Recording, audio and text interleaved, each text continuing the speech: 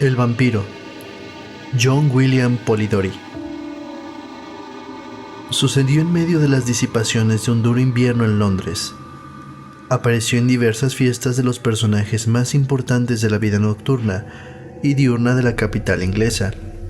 Un noble, más notables por sus peculiaridades que por su rango. Miraba a su alrededor como si no participara de las diversas generalidades. Aparentemente solo atraían su atención las risas de los demás, como si pudiera acallarlas a su voluntad y amedrentar a aquellos pechos donde reinaba la alegría y la despreocupación. Los que experimentaban esta sensación de temor no sabían explicar cuál era su causa. Algunos la atribuían a la mirada gris y fija que penetraba hasta lo más hondo de una conciencia, hasta lo más profundo de un corazón. Aunque lo cierto era que la mirada solo recaía sobre una mejilla con un rayo de plomo que pesaba sobre la piel que no lograba atravesar. Sus rarezas provocaban una serie de invitaciones a las principales mansiones de la capital. Todos deseaban verle, y quienes se hallaban acostumbrados a la excitación violenta y experimentaban el peso del ennui, estaban sumamente contentos de tener algo entre ellos capaz de atraer su atención de manera intensa. A pesar del matiz mortal de su semblante, que jamás se coloreaba con un tinte rosado, ni por modestia, ni por la fuente emoción de la pasión, pese a que sus facciones y su perfil fueran bellos, muchas damas que andaban siempre en busca de notoriedad trataban de conquistar sus atenciones y conseguir al menos algunas señales de afecto. Lady Mercer, que había sido la burla de todos los monstruos arrastrados a sus aposentos particulares después de su casamiento, se interpuso en su paso e hizo cuanto pudo para llamar su atención, pero todo esto en vano. Cuando la joven se hallaba ante él, aunque los ojos del misterioso personaje parecían fijos en ella, no parecían darse cuenta de su presencia. Incluso su imprudencia parecía pasar desapercibida a los ojos del caballero, por lo que, cansada de su fracaso, abandonó la lucha. Aunque las vulgares adúlteras no lograron influir en la dirección de aquella mirada, el noble no era indiferente al bello sexo, si bien era tal la cautela con que se dirigía tanto a la esposa virtuosa como a la hija inocente, que muy pocos sabían que hablara tan bien con las mujeres. Sin embargo, pronto se ganó la fama de poseer una lengua meritoria, y también fuera porque la misma superaba el temor que inspiraba aquel carácter tan singular, o porque las damas se quedaron perturbadas ante su aparente odio del vicio, el caballero no tardó en contar con admiradoras, tanto entre las mujeres que se ufanaban de su sexo junto con sus virtudes domésticas, como aquellas que se manchaban sus vidas con sus vicios.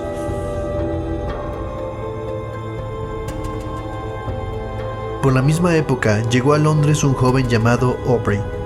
Era huérfano, con una sola hermana que poseía una fortuna más que respetable, habiendo fallecido sus padres siendo el niño todavía.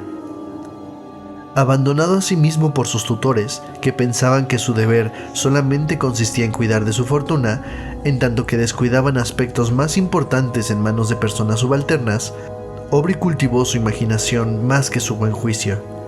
Por consiguiente, alimentaba los sentimientos románticos del honor y el candor, que diariamente arruinan a tantos jóvenes inocentes. Creía en la virtud, y pensaba que el vicio lo consentía la providencia solo como un contraste de aquella, tal y como se lee en las novelas.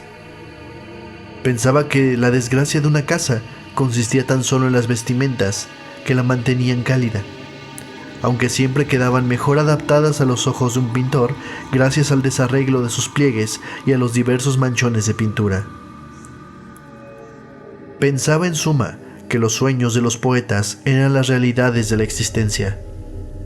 Aubrey era guapo, sincero y rico.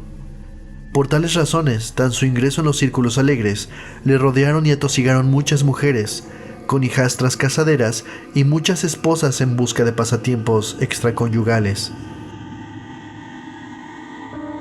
Las hijas y esposas infieles pronto opinaron que era un hombre de gran talento, gracias a sus brillantes ojos y a sus sensuales labios. Adherido al romance de sus solitarias horas, Aubrey se sobresaltó al descubrir que, excepto en las llamas de las velas, que chisporroteaban no por la presencia de un duende, sino por las corrientes de aire, en la vida real no existía la menor base para las necedades románticas de las novelas de las que había extraído sus pretendidos conocimientos. Hallando no obstante cierta compensación a su vanidad satisfecha, estaba a punto de abandonar sus sueños, cuando el extraordinario ser antes mencionado y descrito se cruzó en su camino. Le escrutó con atención, y la imposibilidad de formarse una idea del carácter de un hombre tan completamente absorto en sí mismo, de un hombre que presentaba tan pocos signos de la observación de los objetos externos a él, aparte del tácito reconocimiento de su existencia, implicado por la evitación de su contacto, dejando que su imaginación ideara todo aquello que halagaba su propensión a las ideas extravagantes, pronto convirtió a semejante ser en el héroe de un romance, y decidió observar a aquel retoño de su fantasía más que al personaje en sí mismo. Trabó amistad con él, fue atento de sus nociones y llegó a hacerse notar por el misterioso caballero.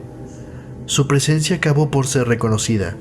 Se enteró gradualmente de que Lord Ruthven tenía unos asuntos algo embrollados y no tardó en averiguar, de acuerdo con las notas halladas en la calle, que estaba a punto de emprender un viaje.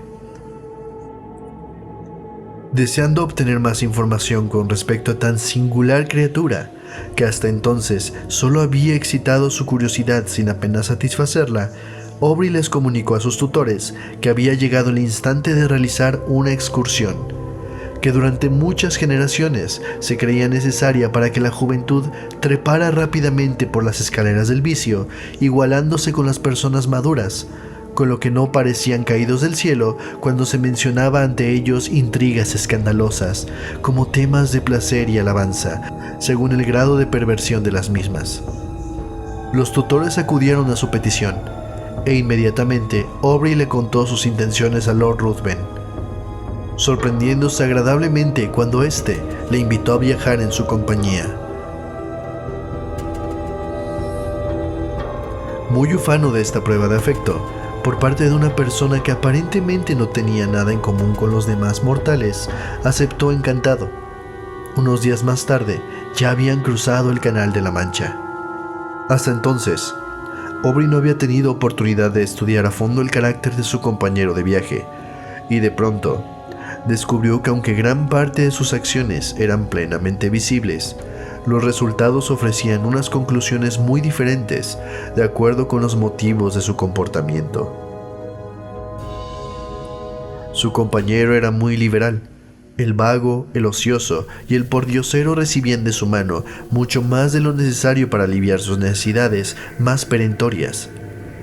Pero Aubrey observó asimismo que Lord Ruthven jamás aliviaba las desdichas de los virtuosos, reducidos a la indigencia por la mala suerte, a los cuales despedía sin contemplaciones y aún con burlas.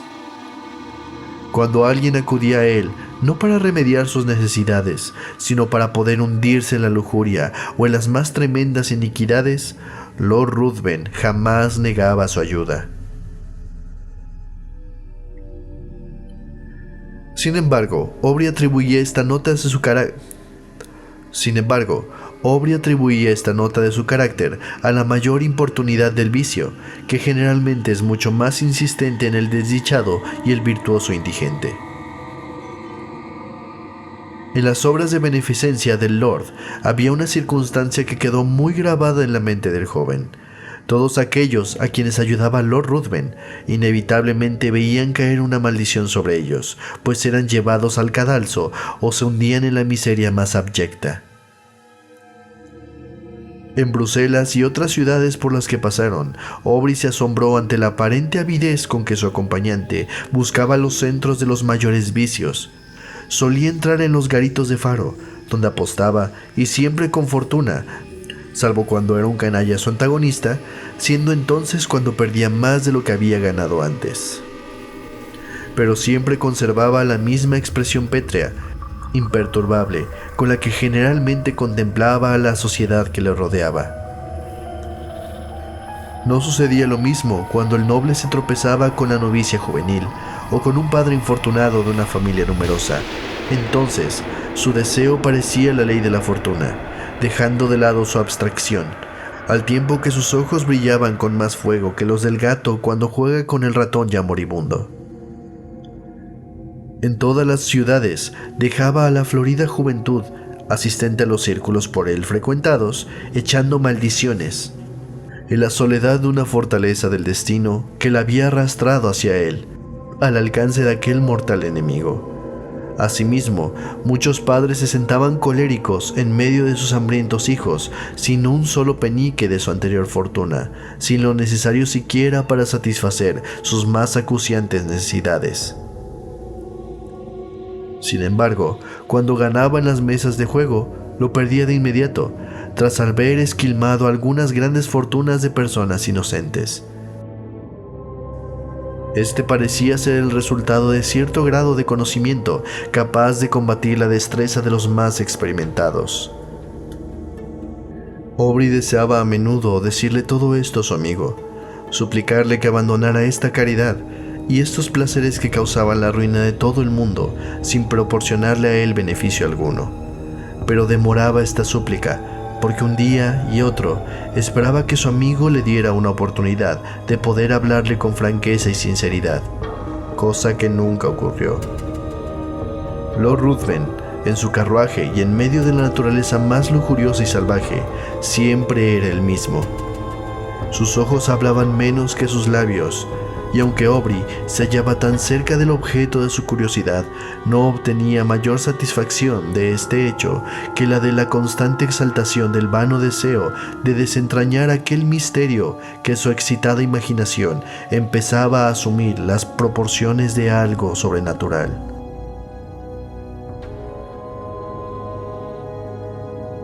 No tardaron en llegar a Roma, y Aubrey perdió de vista a su compañero por algún tiempo, dejándole en la cotidiana compañía del círculo de amistades de una condesa italiana, en tanto él visitaba los monumentos de la ciudad casi desierta.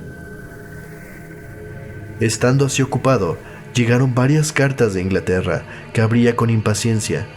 La primera era de su hermana, dándole las mayores seguridades de su cariño, la otra de sus tutores, y fue esta última la que le dejó asombrado.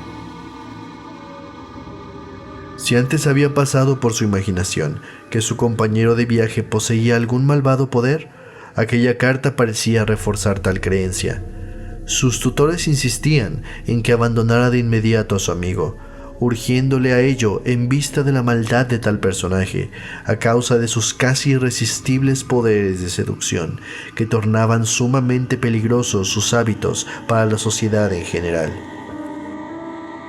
Habían descubierto que su desdén hacia las adúlteras no tenía su origen en el odio a ellas, sino que había requerido, para aumentar su satisfacción personal, que las víctimas, sus compañeros de culpa, fueran arrojadas desde el pináculo de la virtud inmaculada a los más hondos abismos de la infamia y la degradación. En resumen, todas aquellas damas a las que había buscado, aparentemente por sus virtudes, se habían quitado la máscara desde la partida de Lord Ruthven y no sentían ya el menor escrúpulo en exponer toda la deformidad de sus vicios a la contemplación pública. Aubrey decidió al punto separarse de un personaje que todavía no le había mostrado ni un solo punto brillante en donde posar la mirada. Resolvió inventar un pretexto plausible para abandonarle, proponiéndose, mientras tanto, continuar vigilándole estrechamente y no dejar pasar la menor circunstancia acusatoria. De este modo, penetró en el mismo círculo de amistades que Lord Ruthven, y no tardó en darse cuenta de que su amigo estaba dedicado a ocuparse de la inexperiencia de la hija de la dama, cuya mansión frecuentaba más a menudo. En Italia es muy raro que una mujer soltera frecuente los círculos sociales, por lo que Lord Ruthven se veía obligado a llevar adelante sus planes en secreto. Pero la mirada de Aubrey le siguió en todas sus tortuosidades y pronto averiguó que la pareja había concertado una cita que sin duda iba a causar la ruina de una chica inocente, poco reflexiva. Sin pérdida de tiempo, se presentó en el apartamento de su amigo y bruscamente le preguntó cuáles eran sus intenciones con respecto a la joven, manifestándole al propio tiempo que estaba enterado de su cita para aquella misma noche.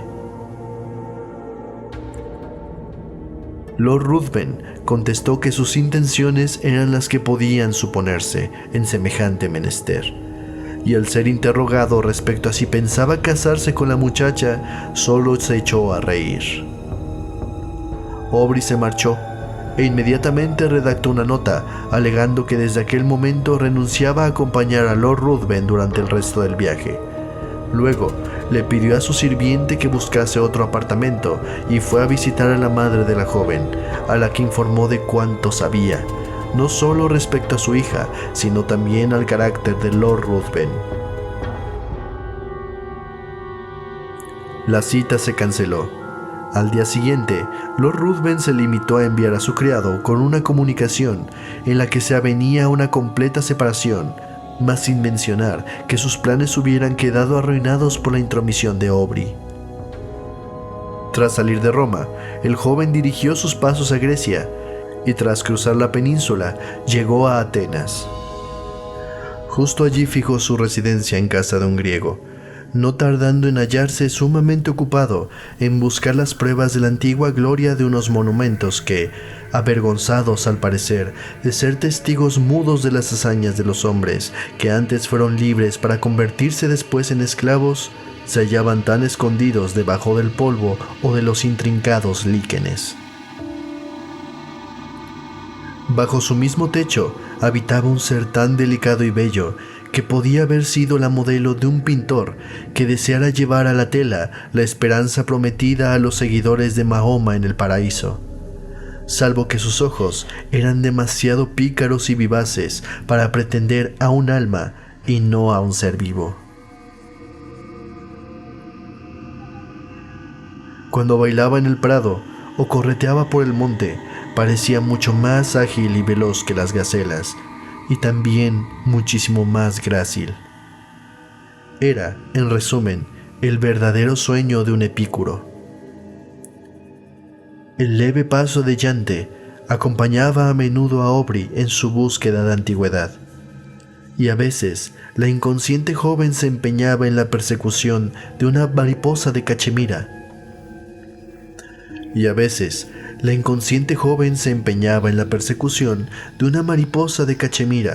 Mostrando la hermosura de sus formas al dejar flotar su túnica al viento bajo la ávida mirada de Aubrey, que así olvidaba las letras que acababa de descifrar en una tablilla medio borrada. A veces sus trenzas relucían a los rayos del sol con un brillo sumamente delicado, cambiando rápidamente de matices, pudiendo ello haber sido la excusa del olvido del joven anticuario, que dejaba huir de su mente el objeto que antes había creído de capital importancia para la debida interpretación de un pasaje de Pausanias. Pero, ¿por qué intentaba describir unos encantos que todo el mundo veía, mas nadie podía apreciar? Era la inocencia, la juventud, la belleza, sin estar aún contaminada por los atestados salones, por las salas de baile. Mientras el joven anotaba los recuerdos que deseaba conservar en su memoria para el futuro, la muchacha estaba a su alrededor, contemplando los efectos mágicos del lápiz que trazaba los paisajes de su solar patrio.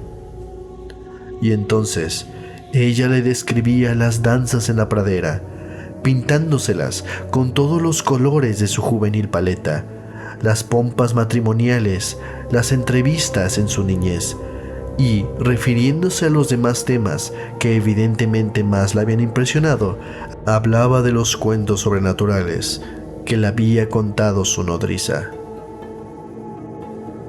Su afán y la creencia en lo que narraba excitaron el interés de Aubrey.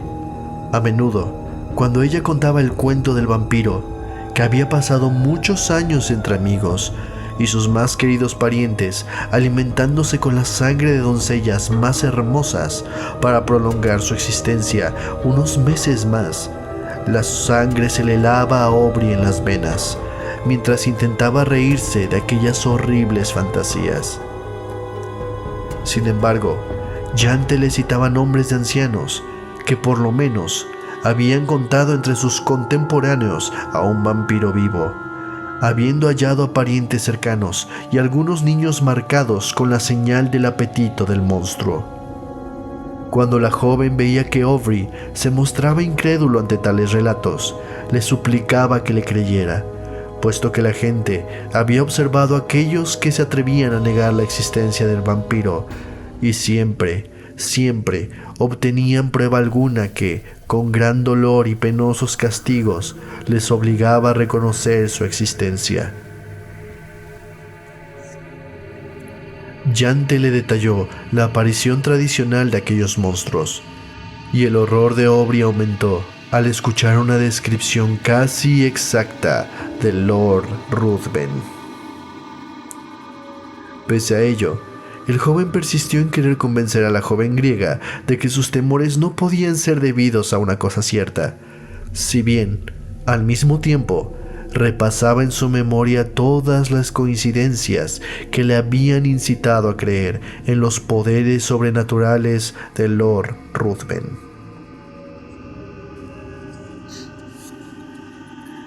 Aubrey cada día se sentía más ligado a Yante, ya que su inocencia, tan en contraste con las virtudes fingidas de las mujeres entre las que había buscado su idea de romance, había conquistado su corazón. Si bien le parecía ridícula la idea de que un muchacho inglés, de buena familia y mejor educación, se casara con una joven griega carente casi de cultura, lo cierto era que cada vez amaba más a la doncella que le acompañaba constantemente. En algunas ocasiones se separaba de ella, decidido a no volver a su lado hasta haber conseguido sus objetivos. Pero siempre le resultaba imposible concentrarse en las ruinas que le rodeaban, teniendo constantemente en su mente la imagen de quien lo era todo para él. Yante no se daba cuenta del amor que por ella experimentaba Aubrey, mostrándose con él la misma chiquilla, casi infantil de los primeros días. Siempre, no obstante, se despedía del joven con frecuencia, mas ello se debía tan solo a no tener a nadie con quien visitar sus sitios favoritos, en tanto su acompañante se hallaba ocupado bosquejando o descubriendo algún fragmento que había escapado a la acción destructora del tiempo. La joven apeló a sus padres para dar fe de la existencia de los vampiros, y todos, con algunos individuos presentes, afirmaron su existencia, pálidos de horror ante aquel nombre. Poco después, Aubrey decidió realizar una excursión que le llevaría varias horas. Cuando los padres de Yante oyeron el nombre del lugar, le suplicaron que no regresara de noche, ya que necesariamente debía atravesar un bosque por el que ningún griego pasaba, una vez que había oscurecido por ningún motivo. Le describieron dicho lugar como el paraje donde los vampiros celebraban sus orgías y bacanales nocturnas, y le aseguraron que sobre el que se atrevía a cruzar aquel sitio recaían los peores males. Aubrey no quiso hacer caso de tales advertencias, tratando de burlarse de aquellos temores. Pero cuando vio que todos se estremecían ante sus risas por aquel poder superior o infernal, cuyo solo nombre le helaba la sangre, acabó por callar y ponerse grave. A la mañana siguiente, Aubrey salió de excursión según había proyectado. Le sorprendió observar la melancólica cara de su huésped, preocupado asimismo al comprender que sus burlas de aquellos poderes hubieran inspirado tal terror. Cuando se hallaba a punto de partir, Yante se acercó al caballo que el joven montaba y le suplicó que regresara pronto, pues era por la noche cuando aquellos seres malvados entraban en acción, y Aubrey se lo prometió. Sin embargo, estuvo tan ocupado en sus investigaciones que el joven ni siquiera se dio cuenta de que el día iba dando fin a su reinado y que en el horizonte aparecía una de aquellas manchas que en los países cálidos se convierten muy pronto en una masa de nubes tempestuosas, vertiendo todo su furor sobre el desdichado país. Finalmente montó a caballo, decidido a recuperar su retraso, pero ya era tarde. En los países del sur apenas existe el crepúsculo. El sol se pone de inmediato y sobreviene la noche. Aubrey se había demorado con exceso. Tenía la tormenta encima.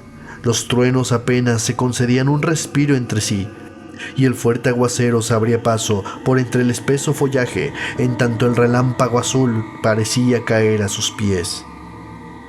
El caballo se asustó de repente y emprendió un galope alocado por entre el espeso bosque.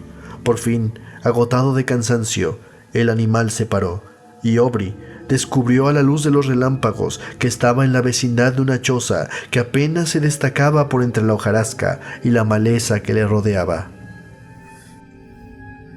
Desmontó y se aproximó, cojeando, con la finalidad de encontrar a alguien que pudiera llevarla a la ciudad, o al menos obtener asilo contra la furiosa tormenta. Cuando se acercaba a la cabaña, los truenos, que habían callado un instante, le permitieron oír unos gritos femeninos, gritos mezclados con risotadas de burla, todo como en un solo sonido. Aubrey se quedó turbado, mas soliviantado por el trueno que retumbó en aquel momento. Con un súbito esfuerzo empujó la puerta de la choza. No vio más que densas tinieblas, pero el sonido le guió. Aparentemente, nadie se había dado cuenta de su presencia, pues aunque llamó, los mismos sonidos continuaron sin que nadie reparara en él. No tardó en tropezar con alguien, a quien apresó de inmediato. De pronto, una voz volvió a gritar de manera ahogada, y al grito sucedió una carcajada.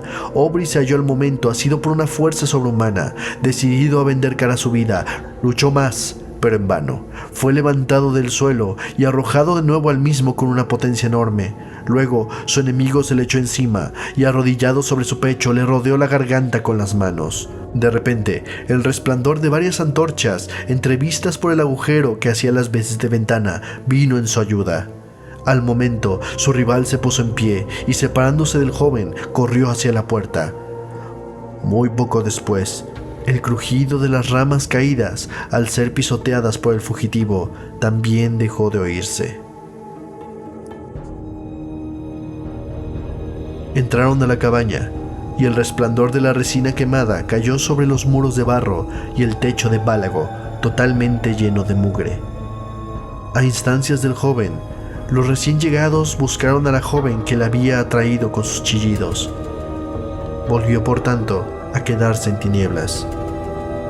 ¿Cuál fue su horror cuando de nuevo quedó iluminado por la luz de la antorcha y pudiendo percibir la forma etérea de su amada convertida en un cadáver? Cerró los ojos, esperando que solo se tratara de un producto espantoso de su imaginación, pero volvió a ver la misma forma al abrirlos, tendida y a su lado. No tenía el menor color en sus mejillas, ni siquiera en sus labios, y en su semblante se veía una inmovilidad que resultaba casi tan atrayente como la vida que antes la animaba. En el cuello y en el pecho había sangre, en la garganta señales de los colmillos que se habían hincado en las venas. ¡Un vampiro! ¡Un vampiro!, gritaron los componentes de la partida ante aquel espectáculo.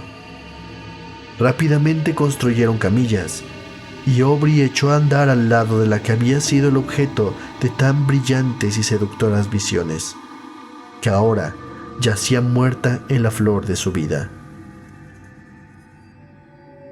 Aubrey no podía ni siquiera pensar, pues tenía el cerebro ofuscado, pareciendo querer refugiarse en el vacío. Sin casi darse cuenta, empuñaba en su mano una daga de forma especial que había encontrado en la choza. La partida no tardó en reunirse con más hombres, enviados a la búsqueda de la joven por su afligida madre. Los gritos de los exploradores al aproximarse a la ciudad advirtieron a los padres de la doncella que había sucedido una horrorosa catástrofe. Sería imposible describir su dolor. Cuando comprobaron la causa de la muerte de su hija, miraron a Aubrey y señalaron el cadáver. Quedaron inconsolables y ambos murieron de pesar. Aubrey, ya en la cama, padeció una violentísima fiebre con mezcolanza de delirios.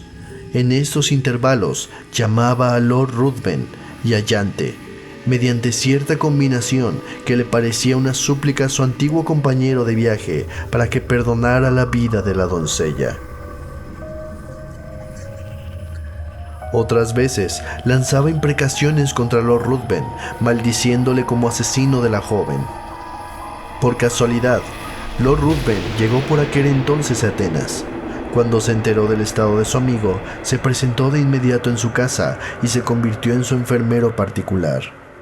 Cuando Aubrey se recobró de la fiebre y los delirios, quedó horrorizado, petrificado ante la imagen de aquel quien ahora consideraba un vampiro. Lord Ruthven, con sus palabras amables, que implicaban casi cierto arrepentimiento por la causa que había motivado su separación, y la ansiedad, las atenciones y los cuidados prodigados a Aubrey hicieron que éste pronto se reconciliara con su presencia. Lord Ruthven parecía cambiado, no siendo ya el ser apático de antes, que tanto había asombrado a Aubrey. Pero tan pronto terminó la convalecencia del joven, su compañero volvió a ofrecer la misma condición de antes, y Aubrey ya no distinguió la menor diferencia, salvo que a veces veía la mirada de Lord Ruthven fija en él, al tiempo que una sonrisa maliciosa flotaba en sus labios. Sin saber por qué, aquella sonrisa le molestaba. Durante su última fase de la recuperación, Lord Ruthven pareció absorto en la contemplación de las olas que levantaba en el mar la brisa marina, o en señalar el progreso de los astros que, como el nuestro, dan vueltas en torno al sol, y más que nada parecía evitar todas las miradas ajenas. Aubrey, a causa de la desgracia sufrida, tenía su cerebro bastante debilitado y la elasticidad de espíritu, que antes era su característica más acusada, parecía haberle abandonado para siempre.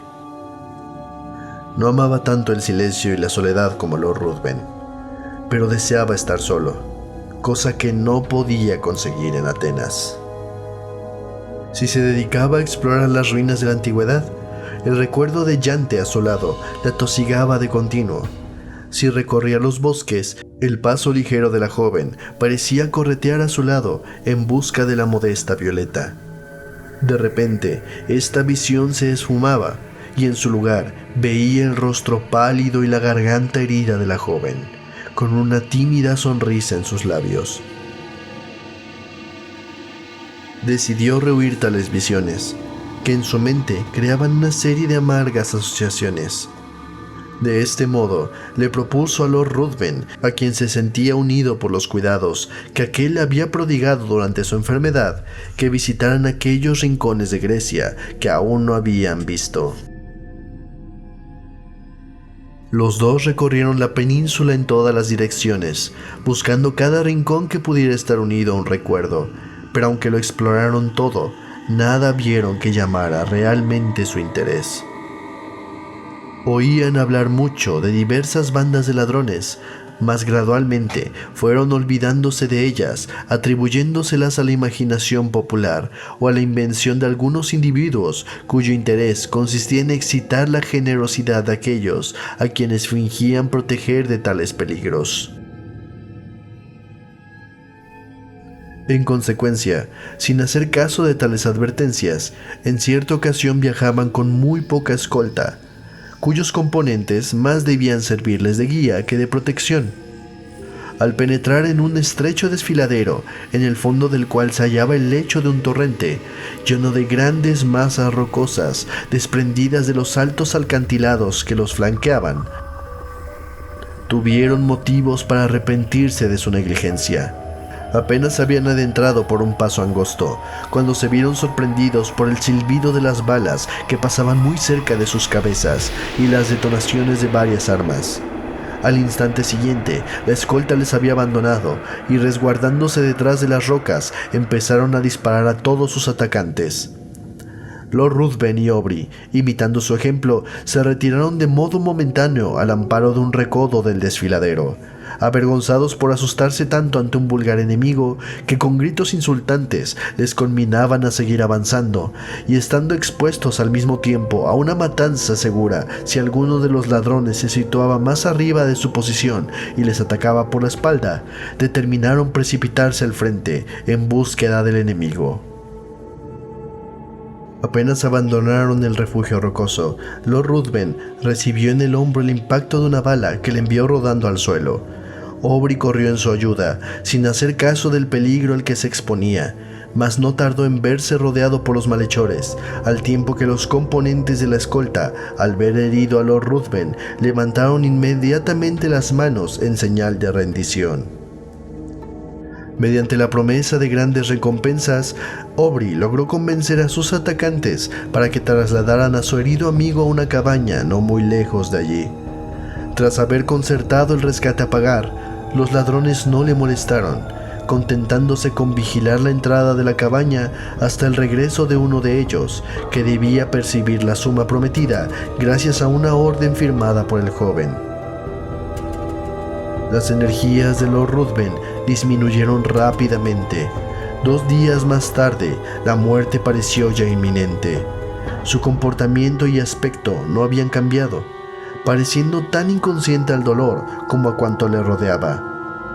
Hacía el fin del tercer día, y su mente pareció extraviarse. Su mirada se fijó insistentemente en Aubrey, el cual se sintió impulsado a ofrecerle más que nunca su ayuda. Sí, tú puedes salvarme. Puedes hacer aún mucho más. No me refiero a mi vida, pues temo tan poco a la muerte como al término del día. Pero puedes salvar mi honor. Sí, puedes salvar el honor de tu amigo. Puedes salvar el honor de tu amigo. Dígame cómo, asintió Aubrey, y yo lo haré. Es muy sencillo. Yo necesito muy poco. Mi vida solo necesita espacio. Oh, no puedo explicarlo todo. Mas si callas cuanto sabes de mí, mi honor se verá libre de las murmuraciones del mundo.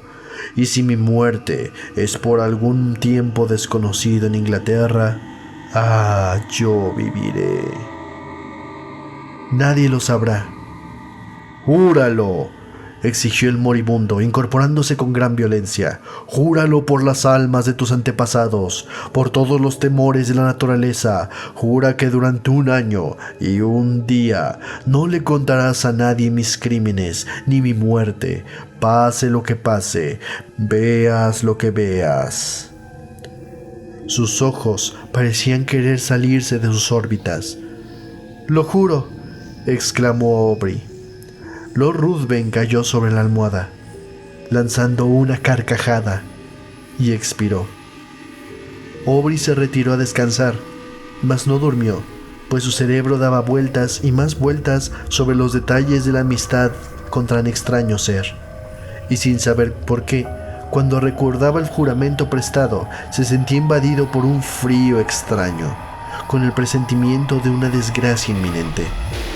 Se levantó muy temprano al día siguiente, e iba ya a entrar a la cabaña donde había dejado el cadáver, cuando uno de los ladrones le comunicó que ya no estaba allí, puesto que él y sus camaradas lo habían transportado a la cima de la montaña, según la promesa hecha al difunto de que lo dejarían expuesto al primer rayo de luna después de su muerte. Aubrey se quedó atónito ante aquella noticia. Junto con varios individuos, fue ahí a donde habían dejado a Lord Ruthven, para enterrarlo como era debido. Pero una vez en la cumbre de la montaña, no halló ni rastro del cadáver ni de sus ropas, aunque los ladrones juraron que era aquel el lugar donde habían dejado el muerto.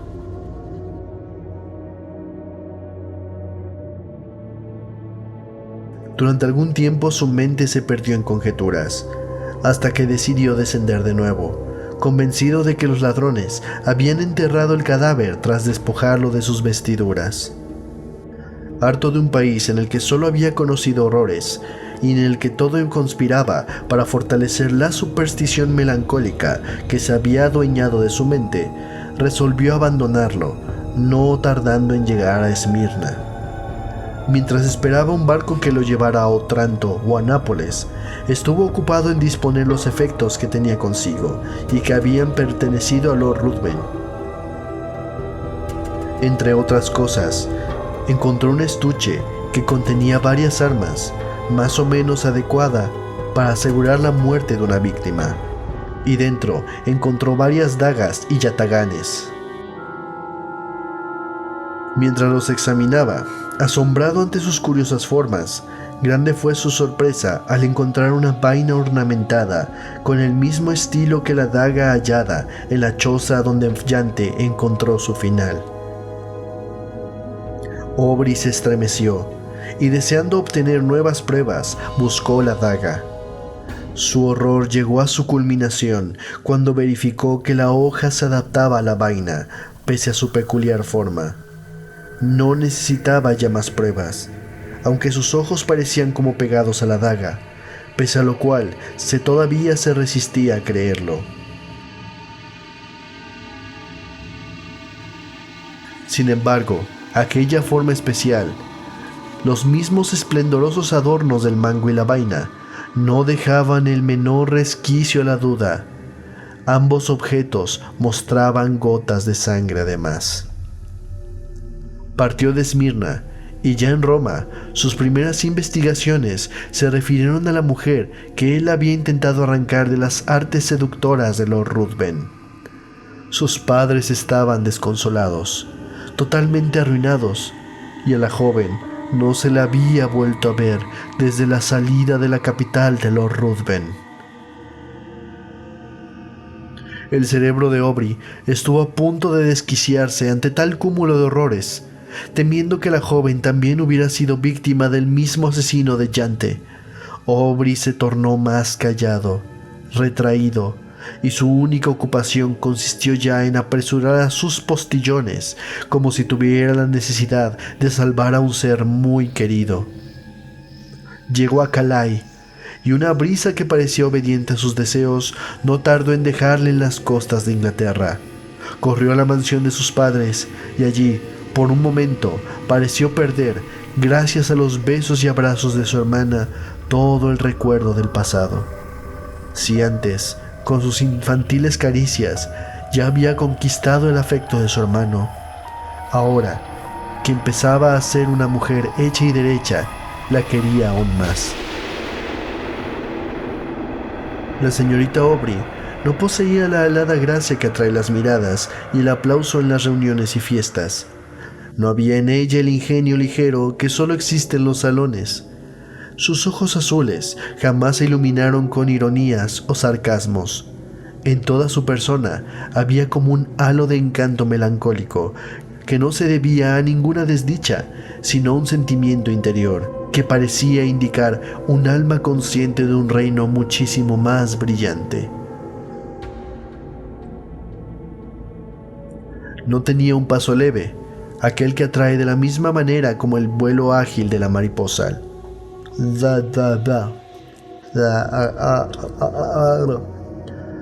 Aquel que atrae de la misma manera como el vuelo grácil de una mariposa, como un color grato a la vista. Su paso era sosegado, pensativo.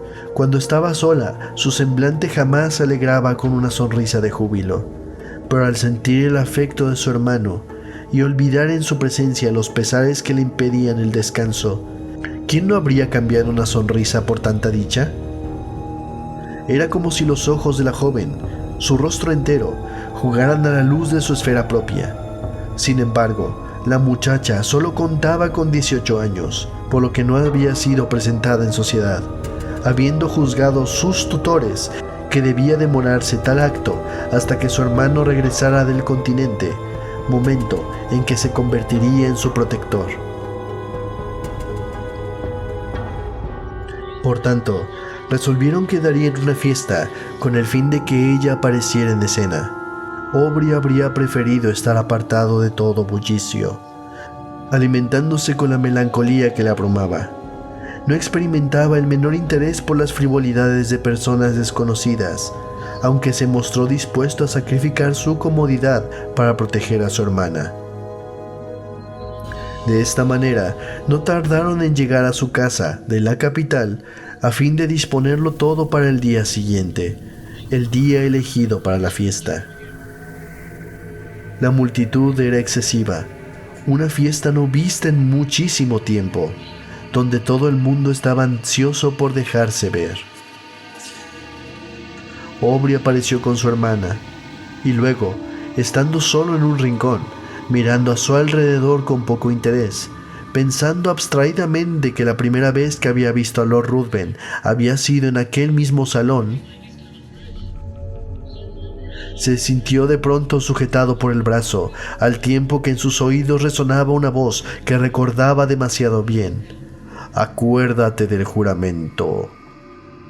Aubrey apenas tuvo valor para volverse, temiendo ver a un espectro que le pudiera destruir, y distinguió, no lejos, a la misma figura que había traído su atención cuando a su vez él había entrado por primera vez en aquella sociedad.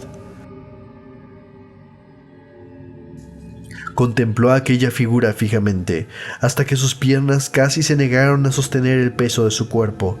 Luego, haciendo un amigo del brazo, subió a su carruaje y le ordenó al cochero que le llevara a su casa de campo. Una vez allí, empezó a pasearse con agitación, con la cabeza entre las manos, como temiendo que sus pensamientos le estallaran en el cerebro. Lord Ruthven había vuelto a presentarse ante él, y todos los detalles se encadenaron súbitamente ante sus ojos: la daga, la vaina, la víctima y el juramento. No era posible, no era posible, se dijo muy excitado. No era posible que un muerto resucitara. Era imposible que fuera un ser real. Por eso decidió frecuentar de nuevo la sociedad. Necesitaba aclarar sus dudas, pero cuando noche tras noche recorrió diversos salones, siempre con el nombre de Lord Ruthven en sus labios, nada consiguió. Una semana más tarde, acudió junto con su hermana a una gran fiesta en la mansión de sus nuevas amistades, dejándola bajo la protección de la anfitriona. Aubrey se retiró discretamente a un rincón y allí dio rienda suelta a todos sus pensamientos. Cuando al fin vio que los invitados empezaron a marcharse, penetró en el salón y halló a su hermana rodeada de varios caballeros, al parecer conversando animadamente. El joven intentó abrirse paso para acudir junto a su hermana, cuando uno de los presentes, al volverse, le ofreció aquellas facciones que tanto aborrecía. Aubrey dio un tremendo salto, tomó a su hermana del brazo y apresuradamente la arrastró a la calle. En la puerta encontró impedido el paso por la multitud de criados que aguardaban a sus respectivos amos. Mientras trataba de burlar aquella barrera humana, volvió a su oído la conocida y fatídica voz: «Acuérdate del juramento». No se atrevió a girar, y siempre, arrastrando a su hermana, no tardó en llegar a casa. Aubrey comenzó a dar señales de desequilibrio mental. Si antes su cerebro había estado solamente ocupado de un tema, ahora se hallaba en su totalidad absorto en él, teniendo ya la certidumbre de que el monstruo continuaba vivo.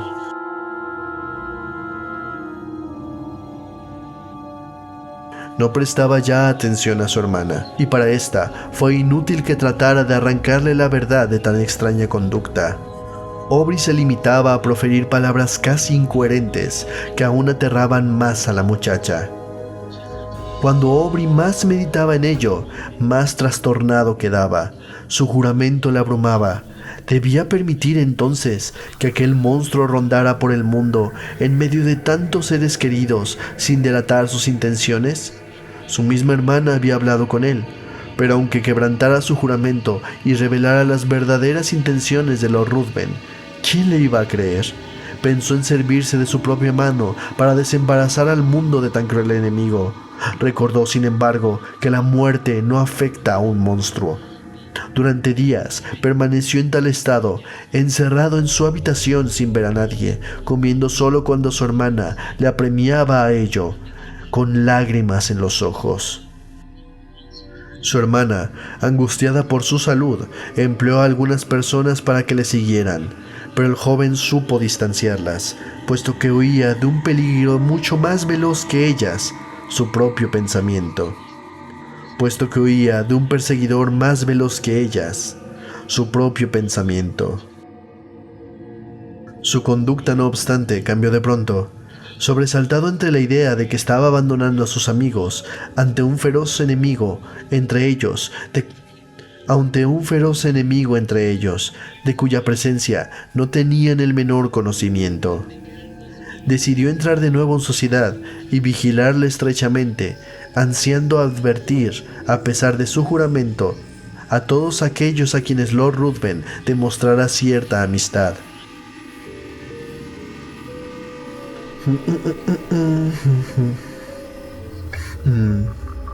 Mas al entrar en un salón, su aspecto miserable, su barba de varios días, resultaron tan sorprendentes y sus estremecimientos interiores tan visibles que su hermana se vio obligada al fin a suplicarle que se abstuviera de entrar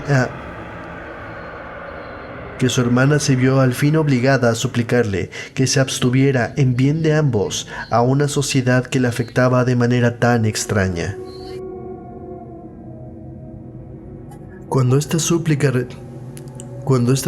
resultó vana, los tutores creyeron su deber interponerse y, temiendo que el joven tuviera trastornado el cerebro, pensaron que había llegado el momento de recobrar ante él la autoridad delegada por sus difuntos padres. Deseoso de precavirle de las heridas mortales y de los sufrimientos físicos que padecía a diario en sus vagabundeos, e impedir que expusiera a los ojos de sus amistades las inequívocas señales de su trastorno, acudieron a un médico para que residiera en la mansión y cuidara de Aubrey. Este apenas pareció darse cuenta de ello, tan completamente absorto estaba en su mente en el otro. Tan completamente absorta estaba su mente en el otro asunto. Su incoherencia acabó por ser tan grande que se vio confinado en su dormitorio. Allí pasaba los días, tendido en la cama, incapaz de levantarse. Su rostro se tornó demacrado, sus pupilas adquirieron un brillo vidrioso, solo mostraba cierto reconocimiento y afecto cuando entraba su hermana a visitarle. A veces se sobresaltaba y tomándole las manos, con unas miradas que afligían intensamente a la joven, deseaba que el monstruo no la hubiera tocado ni rozado siquiera. «Oh, hermana querida, no le toques. Si de veras me quieres, no te acerques a él». Sin embargo, cuando ella le preguntaba a quién se refería, Aubrey se limitaba a murmurar: «Es verdad, es verdad». Y de nuevo se hundía en su abatimiento anterior, del que su hermana no lograba ya arrancarle. Esto duró muchos meses, pero gradualmente, en el transcurso de aquel año, sus incoherencias fueron menos frecuentes y su cerebro se aclaró bastante. Al tiempo que sus tutores observaban que varias veces diarias contaba con los dedos cierto número y luego sonreía.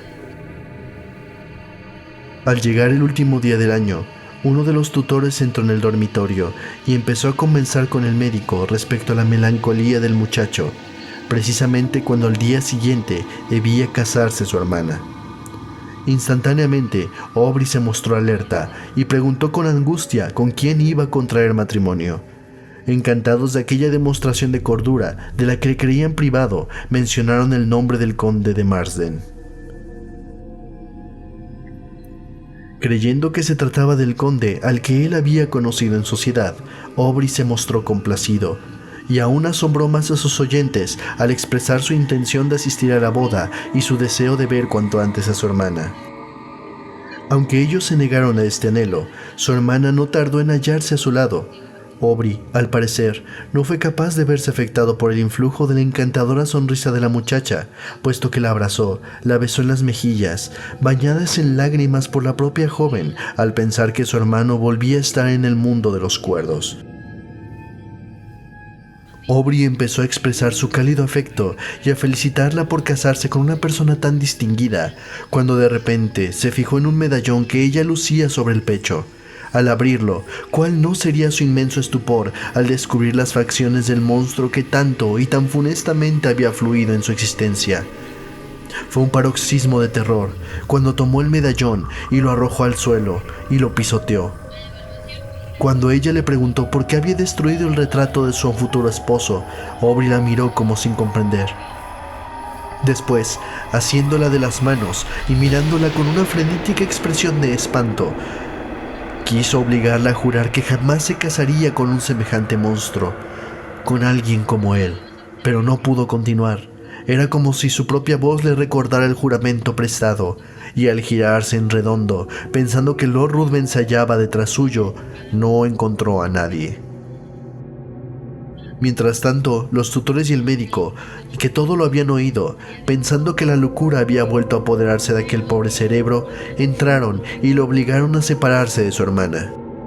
Aubrey cayó de rodillas ante ellos, suplicándoles que demoraran la boda un solo día, mas ellos, atribuyendo tal petición a la locura que se imaginaban devoraba su mente, intentaron calmarle y le dejaron solo.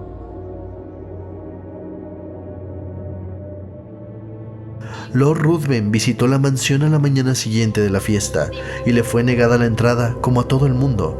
Cuando se enteró de la enfermedad de Aubrey, comprendió que él era la causa inmediata de la misma, y cuando se enteró que el joven estaba loco, apenas si consiguió ocultar su júbilo ante aquellos que le ofrecieron esta información.